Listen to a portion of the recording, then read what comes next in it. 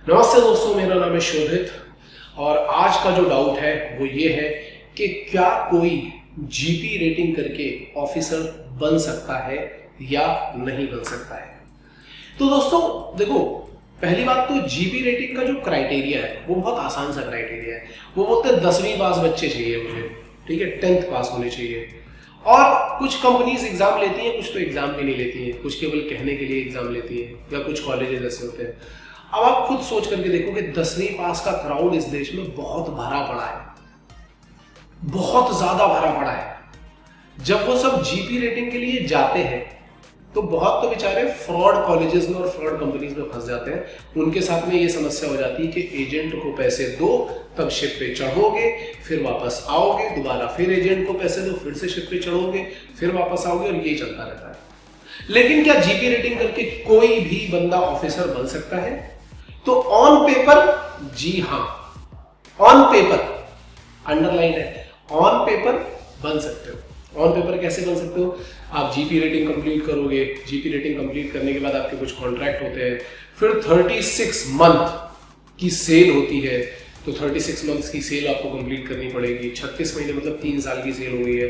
बीच में अगर आप थोड़े गैप भी जोड़ते जाओगे तो 4-5 साल तक का हो जाएगा। फिर आपको कुछ एग्जाम्स क्लियर करने पड़ेंगे। वो एग्जाम्स लिखने के बाद आप ऑफिसर बन सकते हो। लेकिन अगर कोई मुझे पर्सनली पूछेगा तो भाई देखो, मैं ये नहीं कह रहा हूं कि नहीं बन सकते, बने नहीं होंगे, डेफिनेटली बने होंगे। पुराने टाइम में काफी लोग बनते भी होंगे ऐसे, बट मैंने फिलहाल नहीं देखा है, मैंने नहीं देखा है। तो ये मेरी भी गलती हो सकती है कि मैंने नहीं देखा। और मेरी जिन लोगों से बात हुई है, कई जैसे कैप्टन्स हैं, फ्रेंड्स मेरे, उनसे मेरी बात होती है तो वो बताते हैं कि यार एक्चुअली क्या होता है कि प्रेफरेंस उन लोगों को नहीं दी जाती, जबकि उनके पास नॉलेज बहुत ज्यादा होती है। जो जीपी रेटिंग वाला बंदा होता है उसके पास बहुत ज्यादा नॉलेज होती है, क्योंकि वो डेक पे पूरे काम जानता है अच्छी तरीके से। और जो बंदा 36 महीने तक सेल कर रहा हो, 36 मंथ यानी कि करीब 5-5 साल, तो उसको सोचो कि एक न्यू कमर डेक कैडेट से कहीं ज्यादा नॉलेज होगी। लेकिन कंपनीज फिर भी उनको प्रेफरेंस नहीं देती है। बहुत सारी कंपनीज में ऐसा होता है कि कंपनीज उनको प्रेफरेंस नहीं देती है। इसीलिए मैं जीपी रेटिंग को बहुत ज्यादा प्रेफर नहीं करता। क्यों प्रेफर नहीं करता?